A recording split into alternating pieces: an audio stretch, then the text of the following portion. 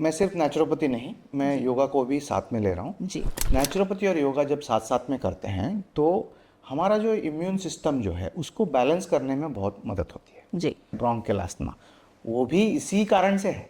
उसको एलर्जी है, dust allergy हो गया या पोल्यूशन का एलर्जी हो गया या कोई केमिकल का एलर्जी हो गया, उससे उसको अस्थमा जो फेफड़ों का श्वास लेने में जो दिक्कत होती है वो वाला डिसीज़ बन सकता है। इनफैक्ट ऐसा देखें तो 90% ऑफ इंडियंस के अंदर ट्यूबरक्लोसिस के बैक्टीरिया अंदर हैं लंग्स में, लेकिन सबको ट्यूबरक्लोसिस नहीं होता। क्यों? क्योंकि उनका इम्यून सिस्टम स्ट्रांग होता है। जय हिंद। आप देख रहे हैं आपका अपना चैनल सुभारती वेलनेस और मैं हूं आपके साथ डॉक्टर प्रीति सिंह। जैसे कि आप सभी जानते हैं कि हम अपने इस प्रोग्राम में कुछ ऐसे टॉपिक्स को लेकर आते हैं जो आम जिंदगी से जुड़े हैं। देखिए, एलोपैथी में ठीक है, हर चीज़ का इलाज पॉसिबल है, लेकिन कुछ ऐसी बीमारियां होती हैं जिनसे आप नेचुरोपैथी से निजात पा सकते हैं। और अगर आप रेगुलर एक्सरसाइज करते हैं, थोड़ा टेंशन का लेवल कम कर लेते हैं, तो आपकी बहुत सारी बीमारियां अपने आप खत्म हो जाती हैं। लेकिन जब हम बीमारियों के बारे में बात करते हैं तो कई बार ऐसा होता है कि हमारी जो बॉडी होती है उसका इम्यून सिस्टम थोड़ा सा खराब हो जाता है। हमारे शरीर की जो कोशिकाएं हैं वो हमारे शरीर के अगेंस्ट ही वर्क करना शुरू कर देती हैं, जिसकी वजह से हमें बहुत सारी प्रॉब्लम्स होना शुरू हो जाती हैं और इस बीमारी को कहते हैं ऑटो इम्यून डिसऑर्डर। अगर आप इस बीमारी से जूझ रहे हैं और अगर आपको समझ नहीं आ रहा कि वास्तव इस बीमारी में होता क्या है, तो आज हम इसी टॉपिक के बारे में बात करेंगे और हमारे साथ इस विषय पर बात करने के लिए हैं Subharti naturopathy and yogic science के principal doctor Abhay Shankar. Sir, आपका बहुत बहुत स्वागत है हमारे इस कार्यक्रम में। सर, मैं आपसे जानना चाहूंगी कि कुछ बीमारियां तो ऐसी होती हैं जो हमारे बॉडी में बाहर के बैक्टीरिया की वजह से हो जाती हैं, लेकिन कई बार हमारी जो बॉडी होती है उसके अंदर की जो कोशिकाएं होती हैं वो खुद ही हमारी बॉडी के अगेंस्ट काम करना शुरू कर देती हैं। तो ऐसी जो प्रॉब्लम्स हैं उसकी वजह से हमें कौन कौन सी बीमारियां होती हैं? इन बीमारियों को हम ऑटो इम्यून डिसऑर्डर्स बोलते हैं। ऑटो इम्यून डिसऑर्डर्स समझने से पहले हमें ये समझना होगा कि हमारा इम्यून सिस्टम क्या है। जी। रोग प्रतिरोधक शक्ति जो है हमारे यहाँ, देखिए बॉडी सशक्त है रोगों से लड़ने के लिए। जी। चाहे वो बाहर के बैक्टीरिया हो, वायरस हो, या अंदर से जो बदलाव हो रही है उसके लिए, दोनों के लिए हमारी बॉडी सशक्त है। बॉडी हील्स इटसेल्फ, जी। ये हमें याद रखना होगा। जी। जब कोई बाहर से बैक्टीरिया, वायरस या कोई ऐसा अंश जो हमारे बॉडी में नहीं जाना, जैसे सिंपल एग्जांपल दे रहा हूँ मैं, धूल। जी। अगर नाक पे धूल चला जाता है तो इमीडिएटली हमें जो हम स्नीज़ करते हैं, वो स्नीजिंग क्यों आता है? वो इसलिए क्योंकि हमारे बॉडी से हम उस धूल को निकालना चाहते हैं। जी। या अगर गले में कुछ अटक गया, फॉरेन बॉडी कुछ भी हो, उसको निकालने के लिए खांसी आती है। जी। लंग्स में कुछ है जो बाहर निकालना चाहिए, जैसे कफ हो, एक्स्ट्रा कफ हो, तो उसके लिए खांसी आती है। तो ये सब छोटे छोटे छोटे मैकेनिज़म्स हैं जो बॉडी में बने हुए हैं एज एन इम्यून, जो बाहर के अनावश्यक चीज़ें हैं उसको बाहर निकालने के लिए। ऐसे ही हमारे ब्लड सेल्स में जो हैं इम्यून सिस्टम के सेल्स हैं, इनको मेनली वाइट ब्लड सेल्स बोलते हैं। रेड ब्लड सेल्स तो जिससे लाल रंग मिलता है खून को हीमोग्लोबिन की वजह से, वो रेड ब्लड सेल्स होते हैं। ऐसे ही 5 तरीके के वाइट ब्लड सेल्स होते हैं। तो ये वाइट ब्लड सेल्स क्या करते हैं, जो बाहर के जो वस्तु हैं, जो बाहर के अनवांटेड चीज़ें हैं, जैसे वायरस हो गया या कोई ऐसा बैक्टीरिया हो गया या कोई ऐसा चीज़ है जो हमें नहीं चाहिए अंदर, तो उनको वो खा जाते हैं। जी। उनको वो ख़त्म करते हैं। वो कैसे ख़त्म करते हैं, वो उसका मैकेनिज़्म बहुत साइंटिफिक है, बहुत डीप है, उसका हम अभी चिंता नहीं करेंगे। जी। या फिर ये इम्यून सिस्टम जो है, जो रोग जैसे मान लीजिए कहीं कट हो गया, जी। तो इमीडिएटली वहाँ पे ब्लड क्लॉट हो जाता है। ब्लड क्लॉट होने के बाद वहाँ पे जो भी बैक्टीरिया आते हैं उनको निकालने के लिए पस हो जाता है। पस का मतलब क्या है, वहाँ पे युद्ध हो रहा है, जी। हमारे रोग प्रतिरोधक जो शक्तियां हैं वो और बाहर के जो वस्तु हैं उन पे युद्ध हो रहा है। या इवन बैक्टीरिया की ज़रूरत नहीं है, मान लीजिए कोई कांटा चुभ गया है, जी। उस कांटे को निकालने के लिए क्या करना पड़ेगा? वो होता है पस बन जाता है, जो हमें लगता है कि अरे यहाँ तो सड़ रहा है, लेकिन वो सड़ नहीं रहा है, वो वहाँ का जो डेड सेल्स हैं उसको बाहर निकालने का एक प्रक्रिया है। अब इम्यून सिस्टम करता क्या है? इम्यून सिस्टम एक तो ये करता है कि बाहर के जो ये वस्तु हैं उनको हम बाहर ही रखना है, या अंदर आ गए तो उनको बाहर निकालना है। जी। ये उनका काम है। जैसे फीवर है, फीवर भी एक इम्यून सिस्टम का रिएक्शन ही है, जी। क्योंकि बैक्टीरिया और वायरस जब ज्वर आता है या फीवर आता है तो वो वहाँ पे सरवाइव नहीं कर पाएंगे, तो इसीलिए फीवर आता है।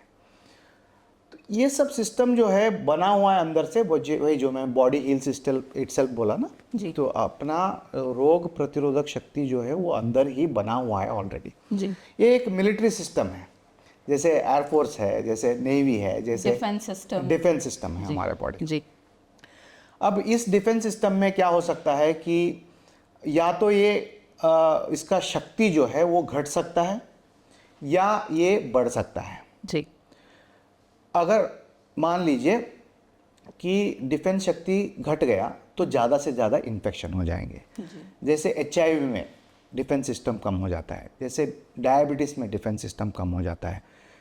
कुछ और भी ऐसे रीजंस हैं जिससे कि डिफेंस सिस्टम का शक्ति जो है वो कम होते जाता है, तब इन्फेक्शंस ज़्यादा हो जाते हैं और रोग जो इन्फेक्टिव रोग हैं, इन्फेक्शन रोग जैसे टाइफाइड हो गया, जैसे मलेरिया हो गया, या जो भी है। देखिए नॉर्मली अगर टाइफाइड का जो बैक्टीरिया है वो साल्मोनेला टाइफी जो बोलते हैं, वो अगर हम इंजेस्ट कर ले तो भी उसको शांत करने का सिस्टम ऑलरेडी है हमारे पास। लेकिन जब रोग निरोधक शक्ति कम है तब वो नहीं हो सकता और टाइफाइड हो जाता है। जी। हमें ये बेसिक समझना। डिफेंस सिस्टम जो है अगर हमारा कमज़ोर पड़ जाए तो हमारी जो बॉडी है वो मतलब हमें कहीं ना कहीं एक प्रॉब्लम में डाल देती है और हमारी जो बीमारियां हैं वो बढ़ना शुरू हो जाती हैं। वही इन्फेक्शियस डिसऑर्डर्स हैं, जी। चाहे वो सिंपल, जैसे मान लीजिए ट्यूबरक्लोसिस का जो बैक्टीरिया है, जी। माइकोबैक्टीरियम ट्यूबरक्लोसिस बोलते हैं उसको, वो हवा में हर जगह पे है। जी। इनफैक्ट ऐसा देखें तो 90% ऑफ इंडियंस के अंदर ट्यूबरक्लोसिस के बैक्टीरिया अंदर हैं लंग्स में, लेकिन सबको ट्यूबरक्लोसिस नहीं होता। क्यों? क्योंकि उनका इम्यून सिस्टम स्ट्रांग होता है। जिस दिन वो इम्यून सिस्टम कम हो जाएगा, इम्यून सिस्टम का शक्ति कम हो जाएगा, उस दिन हो सकता है वो ट्यूबरक्लोसिस का बैक्टीरिया जो है वो एक्टिवेट हो जाए और वो ट्यूबरक्लोसिस बनाए। जी। अब ऐसे ही ये जो इम्यून सिस्टम का सिस्टम है वो एक नॉर्मल तरीके से काम कर रहा है तो बहुत अच्छा है। अगर ये कम हो जाता है तो इन्फेक्शन हो गया। अगर इसका मात्रा बढ़ जाता है, यानी कि ये हाइपर एक्टिव हो जाता है, तो फिर एलर्जिक डिसऑर्डर्स, जी। ऑटो इम्यून डिसऑर्डर्स, ये सब चीज़ें जो हैं वो बढ़ने शुरू हो जाते हैं। सर, ऑटो इम्यून डिसऑर्डर्स की हम बात कर रहे हैं, अगर हम एक सिंपल भाषा में जानना चाहें कि ऑटो इम्यून डिसऑर्डर जो है उसकी वजह से कौन कौन सी बीमारियां होती हैं हमें? अगर मैं सिंपल तरीके से शुरू करूं जी। तो एलर्जिक राइनाइटिस बोलते हैं हम, जो कोल्ड होता है, जी। जो नाक से बहता है, एलर्जी से होता है। कभी अगर कोई धूल, घर का धूल साफ कर रहा है तो उसको धूल की वजह से इमीडिएटली उसको दिवाली के समय सबसे ज़्यादा प्रॉब्लम फेस करनी पड़ती है, कोल्ड हो जाता है। तो नॉर्मली क्या करते हैं ऐसे लोग, मास्क वास्क पहन के वो काम करते हैं। पोल्यूशन से होता है। जी। तो ये होता क्या है एक्चुअली, हमारा जो नाक है, नाक के अंदर एक म्यूकोजल सिस्टम है, जी। म्यूकस है। वो म्यूकस इस धूल को पकड़ लेता है और जब ये नॉर्मल प्रोसेस में वो तो म्यूकस जब वो नाक साफ कर लेते हैं तो वो निकल जाता है, लेकिन अगर वो निकल नहीं पा रहा है और इम्यून सिस्टम हमारा हाइपर एक्टिव हो जाता है तो उसको एलर्जी शुरू हो जाता है। एलर्जी जो कि जो नॉर्मल स्नीजिंग है वो तो नॉर्मल है, जी। लेकिन जब हाइपर एक्टिव हो जाता है, हाइपर इम्यून सिस्टम डेवलप हो जाता है तो उसको एलर्जिक राइनाइटिस जो है वो क्रॉनिक हो जाता है, उसको उसको हर छोटी छोटी चीज़ों के लिए उसको फिर स्नीजिंग आना शुरू हो जाएगा। तो ये भी एक ऑटोइम्यून डिसऑर्डर है। जी। अब इसको अगर हम सही तरीके से उसको हमें मैनेज नहीं कर पाए तो आगे जाके वो अस्थमा बन सकता है, ब्रोंकियल अस्थमा। वो भी इसी कारण से है, उसको एलर्जी है, डस्ट एलर्जी हो गया या पोल्यूशन का एलर्जी हो गया या कोई केमिकल का एलर्जी हो गया, उससे उसको अस्थमा जो फेफड़ों का श्वास लेने में जो दिक्कत होती है वो वाला डिसीज़ बन सकता है। जी। तो ये सेकेंड स्टेज है। मान लीजिए अगर सिंपल कोल्ड को हम एलर्जिक कोल्ड को हम मैनेज नहीं करते तो उसको नेक्स्ट स्टेज जो है अस्थमा हो सकता है। ऐसे ही कुछ और ऑटोइम्यून डिसऑर्डर्स लाइक देखिए थायराइड है हमारा। जी। थायराइड जो है थायरॉक्सिन प्रोड्यूस करता है जो हमारे मेटाबॉलिज्म के लिए बहुत ज़रूरी है। अगर थायराइड के और आई मीन जो सेल्स है उस पर हमारा इम्यून सिस्टम अटैक करने लग गया तो क्या होगा, थायराइड के इसमें इन्फ्लेमेशन स्टार्ट हो जाएगा। तो वो थायराइड प्रोड्यूस करना ना करना उसमें बहुत सारा इफ़ेक्ट्स हो जाएगा। तो इसको what you call hyper immune thyroiditis बोलते हैं। जी। इसके अलावा जैसे आपने आर्थराइटिस सुना है? जी। आर्थराइटिस का मतलब है जॉइंट पेन। जी। ओके, तो वो नी का पेन हो सकता है या किसी जॉइंट का जो पेन है उसको आर्थराइटिस बोलते हैं। इसी में एक रूमेटॉइड आर्थराइटिस बोल के है। जी। रूमेटॉइड आर्थराइटिस में क्या होता है, हमारा जो इम्यून सिस्टम है वो हमारे खुद के जॉइंट्स पे अटैक करता है। जॉइंट्स के जो एजेस हैं उसको अटैक करता है। जब वो अटैक करता है तो वो वहाँ डैमेज हो जाता है। डैमेज होने के बाद उसको बहुत पेन, स्वेलिंग, बहुत सारे लाल हो जाना, ये सब बहुत कुछ हो जाता है और ज़्यादातर ठंड में ज़्यादा हो जाता है। मोस्टली रूमेटॉइड आर्थराइटिस जो है छोटे जॉइंट्स पे, जैसे हमारे उंगलियां हैं, जी। इन पे ये अफेक्ट करता है। बड़े जॉइंट्स पे भी करता है। गठिया बाई की वजह से जो है आजकल महिलाएं बहुत ज़्यादा जी। परेशान हैं। जी। तो ये जो हाइपर इम्यून सिस्टम है, जब बॉडी हमारा खुद का इम्यून सिस्टम ही हमारे खिलाफ काम कर रहा है जी। तो उसको ऑटो इम्यून डिसऑर्डर बोलते हैं। तो सिंपल भाषा में ये है। बिल्कुल। सर, जब हम ऑटो इम्यून डिसऑर्डर्स की हम बात करते हैं उसमें आपने हमें डिटेल में बताया कि हमें ये प्रॉब्लम्स हो सकती हैं। जब हम बात करते हैं नेचुरोपैथी की, तो नेचुरोपैथी हमें इन ऑटो इम्यून डिसऑर्डर्स से कैसे बाहर निकालने में हेल्प करता है? एब्सोल्युटली। देखिए, मैं सिर्फ नेचुरोपैथी नहीं, मैं योगा को भी साथ में ले रहा हूँ। जी। नेचुरोपैथी और योगा जब साथ साथ में करते हैं तो हमारा जो इम्यून सिस्टम जो है उसको बैलेंस करने में बहुत मदद होती है। जी। देखिए, एक इम्बैलेंस है। रोग क्या है? रोग है कि हमारे बॉडी का जो बैलेंस होना चाहिए उसको होम्योस्टैसिस बोलते हैं। होम्योस्टैसिस मतलब समान तरीके से हम एक लेवल मेंटेन करें, जी। उसको हेल्थ बोलते हैं। अगर होम्योस्टैसिस बिगड़ जाता है, कैसे बिगड़ सकता है? या तो वो नीचे जा सकता है या ऊपर जा सकता है। ठीक है, इम्बैलेंस तो यही है, बिल्कुल। या तो ऊपर या नीचे। जी। तो अगर नीचे चला जाता है तो भी प्रॉब्लम है, अगर ऊपर चला जाता है तो भी प्रॉब्लम है, क्योंकि वो बैलेंस नहीं है। अब योग और नेचुरोपैथी का एक बहुत ही अच्छा व्हाट यू कॉल कैरेक्टर है कि जो ऊपर गया उसको नीचे ले जाएगा और जो नीचे गया उसको ऊपर ले आएगा। ये योग और नेचुरोपैथी का खूबी है।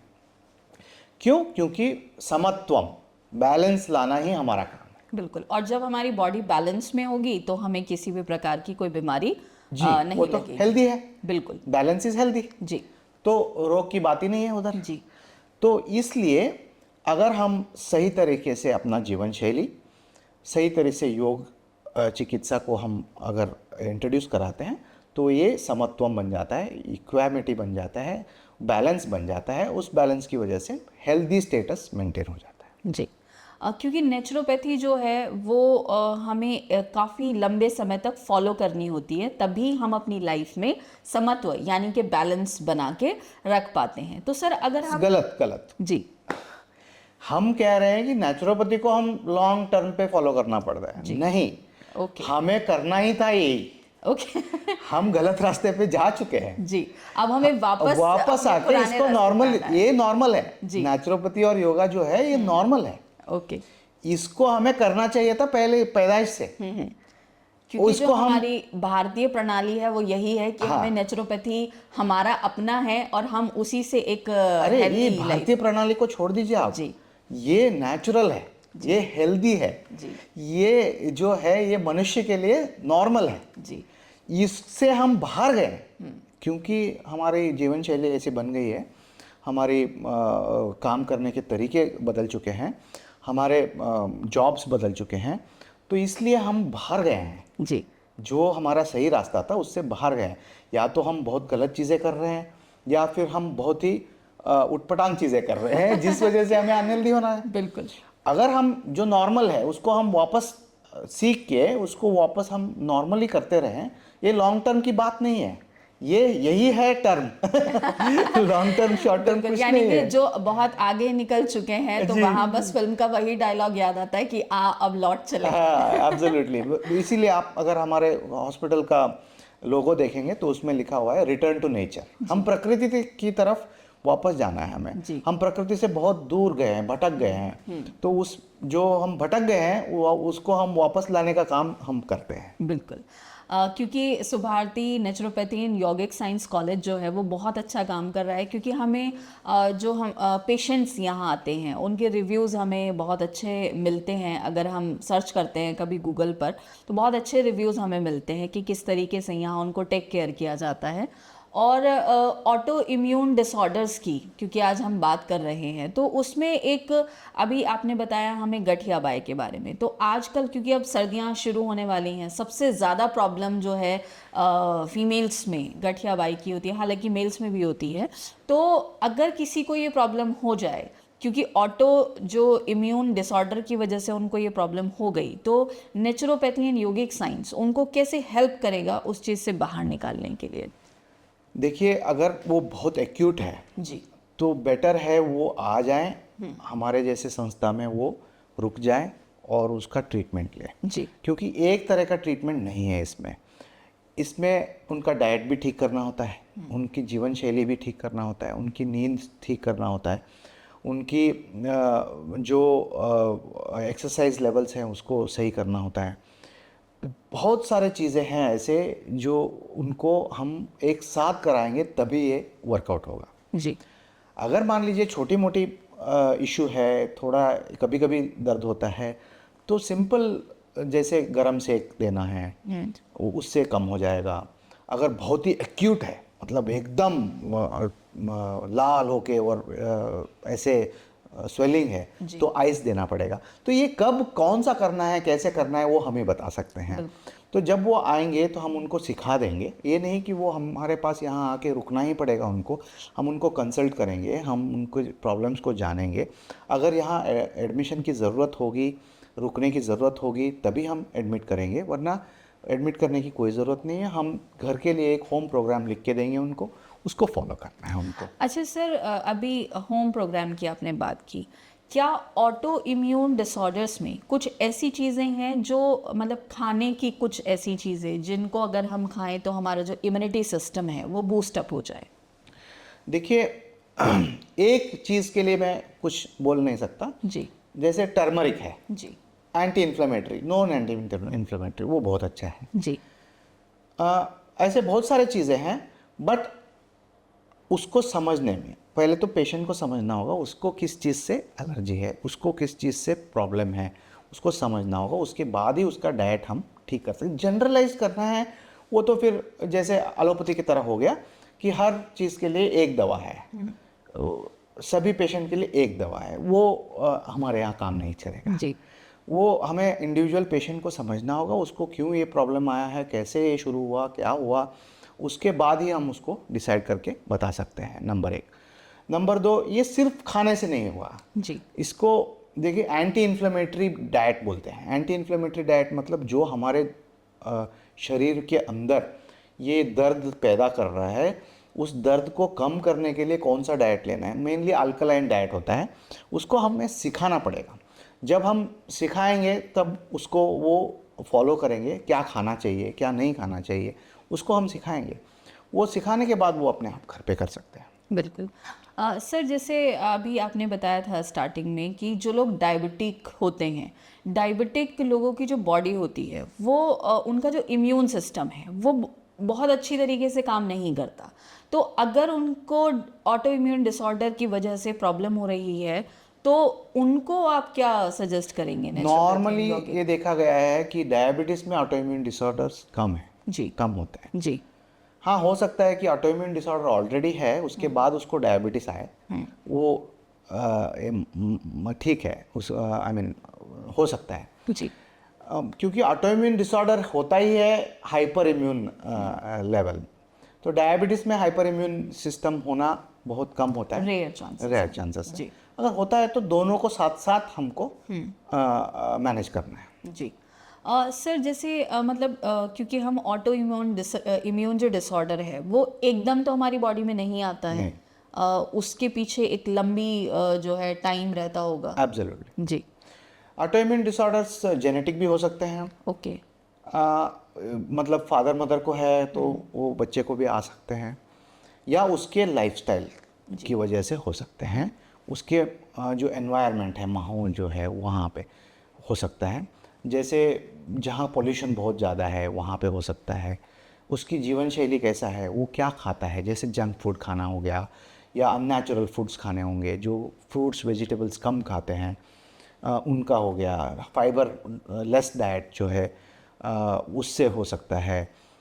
देखिए नॉन वेजिटेरियन, मैं तो ये नहीं कहूँगा कि सिर्फ नॉन वेजिटेरियन से हो रहा है। जी देखिए नॉन वेजिटेरियन सोर्स क्या है वो भी तो इम्पॉर्टेंट है। जी अब सारे नॉन वेजिटेरियन फूड्स जो हैं वो नेचुरल तरीके से तो नहीं कर रहे हैं आजकल, क्योंकि डिमांड ज़्यादा है तो आर्टिफिशियली क्या बोलते हैं बढ़ाते हैं, प्रोडक्ट बढ़ाते हैं, जैसे चिकन फार्मिंग हो गया जी या ये जो भी है।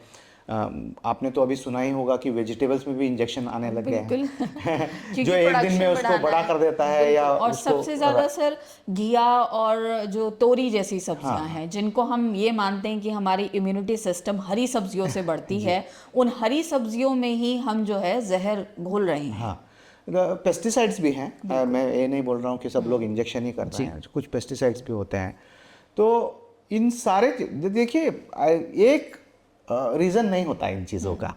हम सोचते हैं कि हाँ इससे आया होगा, हाँ ऐसा नहीं है।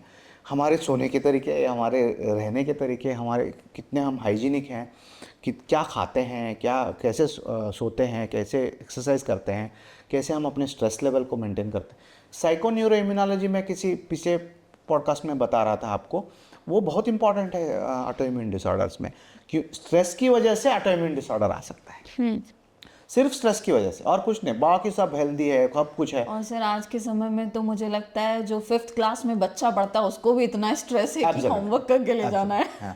और ये auto immune disorders younger generation में जल्दी शुरू हो जाते हैं। जी ज़रूरी नहीं कि वो ओल्ड एज में आए, ऑटो इम्यून डिसऑर्डर्स खासकर यंगर एजेस में ही हो जाते हैं।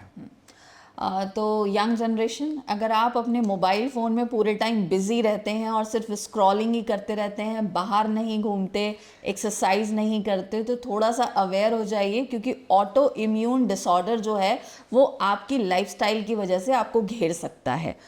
थोड़ा सा जागरूक हो जाइए सर। क्योंकि हम ऑटो इम्यून डिसऑर्डर की बात कर रहे हैं, अभी दिवाली के बाद जो है पॉल्यूशन का लेवल एकदम बढ़ गया।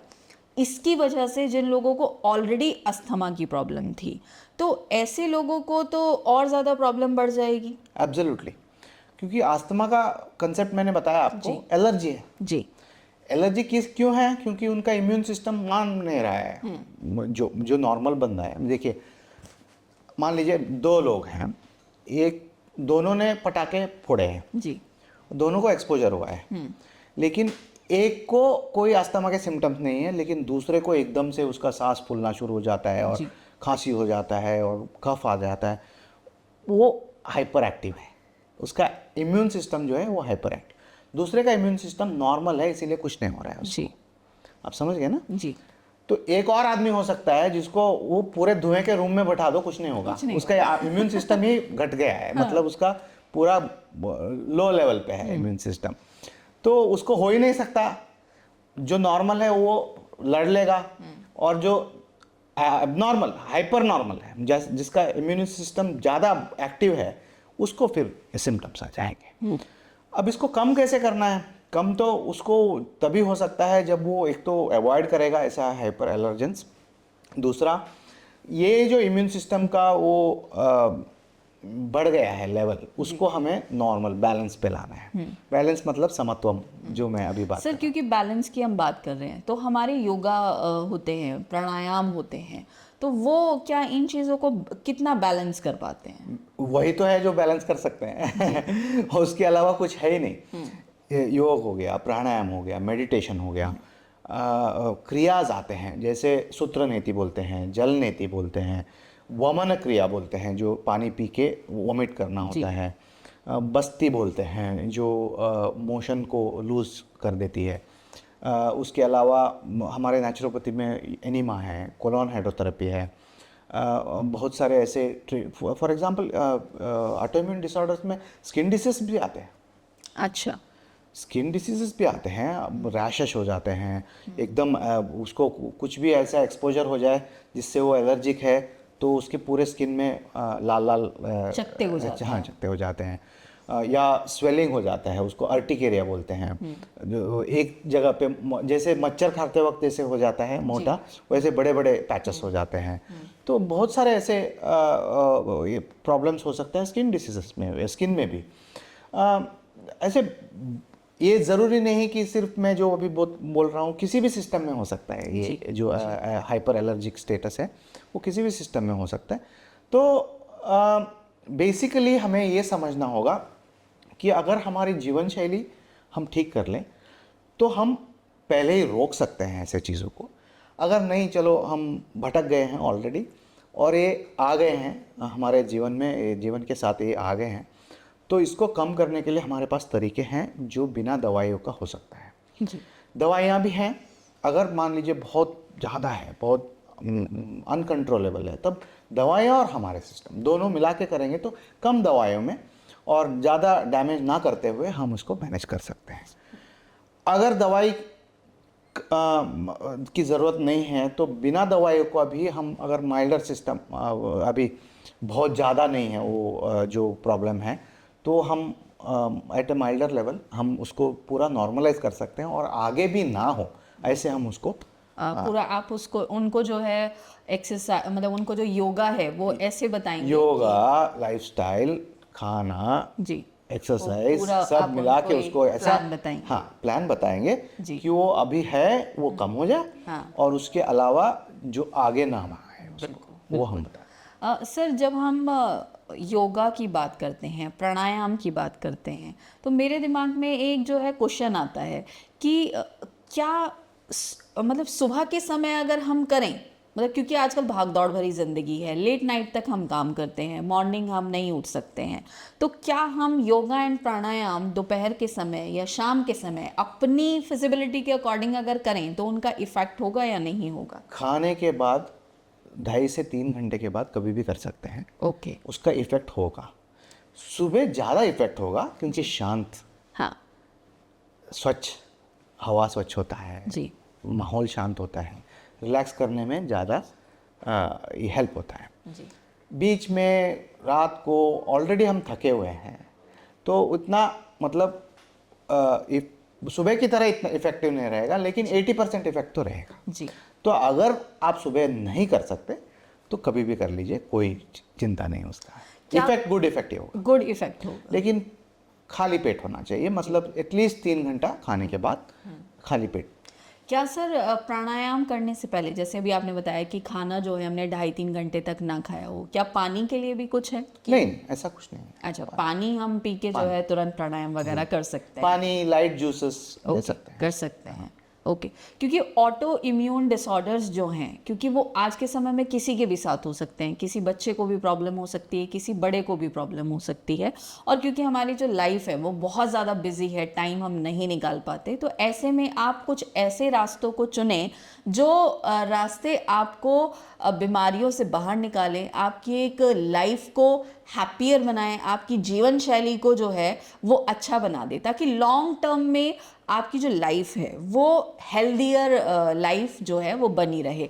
क्योंकि Subharti naturopathy and yogic science जो कॉलेज है वो केवल एक कॉलेज नहीं है, बल्कि एक ऐसा सेंटर है जहाँ पेशेंट्स को ट्रीट किया जाता है। और न केवल ट्रीट किया जाता है बल्कि उनको पूरा एक प्लान दिया जाता है कि वो अपनी खान पान में क्या शामिल करें और अपनी लाइफस्टाइल को कैसे अच्छा रखें, कौन से योगा करें, कौन से प्राणायाम करें। सर, अगर मैं एक लास्ट क्वेश्चन आपसे कहूँ कि एक क्रक्स में आप बताएं कि अगर किसी को ऑटो इम्यून डिसऑर्डर हो गया है तो वो किस तरीके से अपनी लाइफ को हेल्दियर एंड हैप्पियर बना सकता है।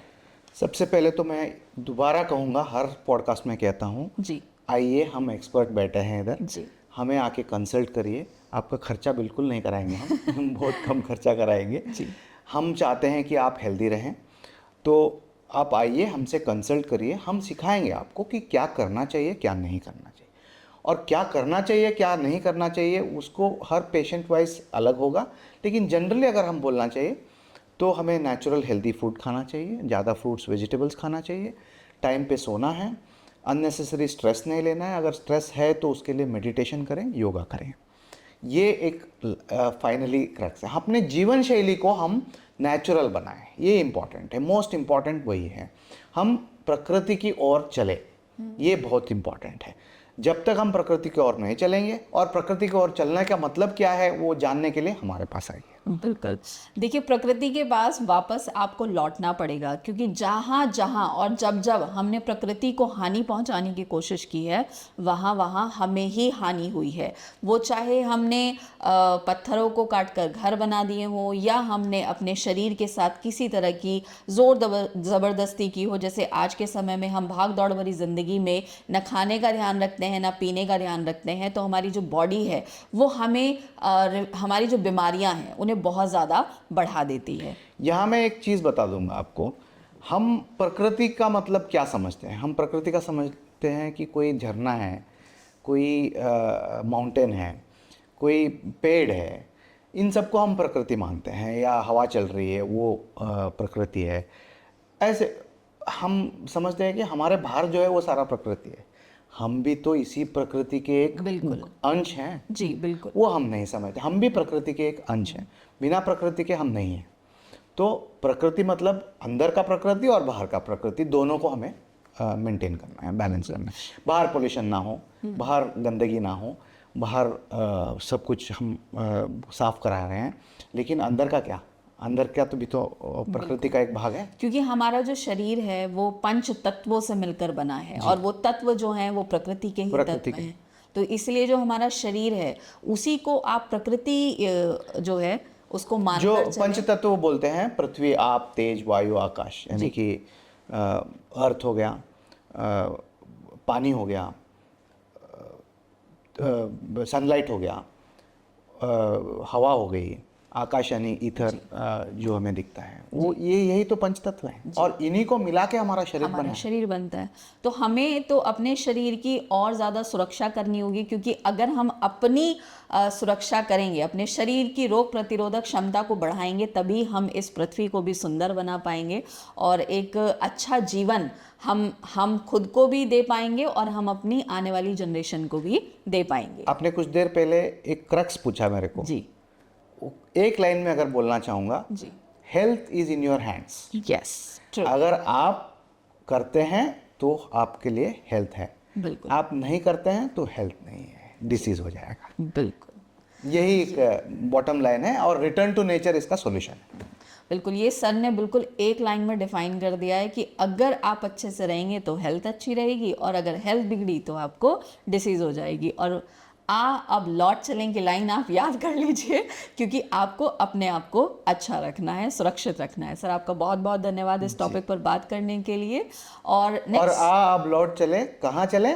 Subharti yoga naturopathy hospital, Meerut. बिल्कुल। तो सुभारती के योगा जो कॉलेज है उसमें आपका बहुत बहुत स्वागत है। क्योंकि देखिए, अगर आप आपको कोई बीमारी हो गई है, कोई नहीं चाहता कि उनको बीमारी हो, लेकिन एनवायरनमेंट की वजह से, आपकी कुछ जीवन शैली की गड़बड़ी की वजह से अगर आपको कोई बीमारी हो गई है, तो आप उसका सोल्यूशन केवल यूट्यूब पर ना ढूंढें। आप ये देखें कि मैं किसी एक ऐसे डॉक्टर को कंसल्ट करूं जहां मुझे एक ही जगह सारी प्रॉब्लम्स का सोल्यूशन मिल जाए। तो आप जो है वो Subharti naturopathy and yogic centre में आ सकते हैं और एक्सपर्ट डॉक्टर से एडवाइस ले सकते हैं कि आप अपनी लाइफ को कैसे अच्छा बना सकते हैं, कैसे हेल्दियर बना सकते हैं। तो आज के समय हमारे एपिसोड में इतना ही। नेक्स्ट एपिसोड में हम फिर से मिलेंगे कुछ और टॉपिक्स के साथ आपकी लाइफ को हैप्पियर एंड हेल्दियर बनाने के लिए। जय हिंद। जय हिंद।